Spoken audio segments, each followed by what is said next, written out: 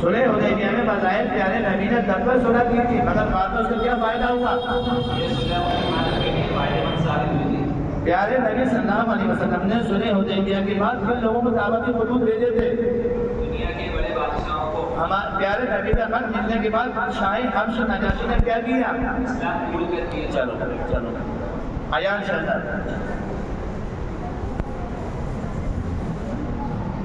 ایسی جنگ جس میں پیارے نبی صلی اللہ علیہ وسلم نے صحابہ کو بھیجا، کچھ نہیں ہوئی، اسے کیا کہتے ہیں؟ کیا؟ سریہ کہتے ہیں۔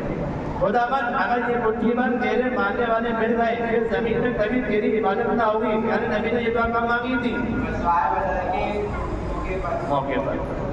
غزوہ عہد کے سلسلے میں کفار کی تیاری خبر پیارے نبی کو مکہ میں کس نے دی تھی؟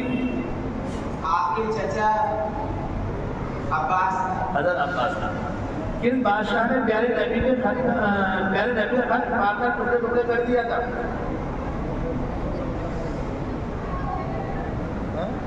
کس بادشاہ نے پیارے نبی کا خط پا کر خط پھاڑ دیا تھا؟ قعدہ سن 6 میں پیارے نبی کتنے صحابہ کے ساتھ عمرے کے ارادے سے نکلے تھے؟ چلو زین العابدین اتفاق ارحان دلشاد کھڑے ہو جاؤ۔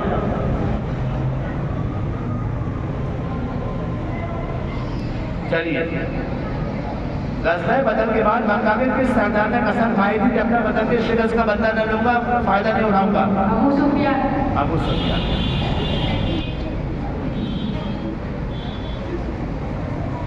طویل محاصرے کے بعد جب دشمن مدینہ میں داخل نہ ہو سکے تو ان پر کیا اثر ہوا؟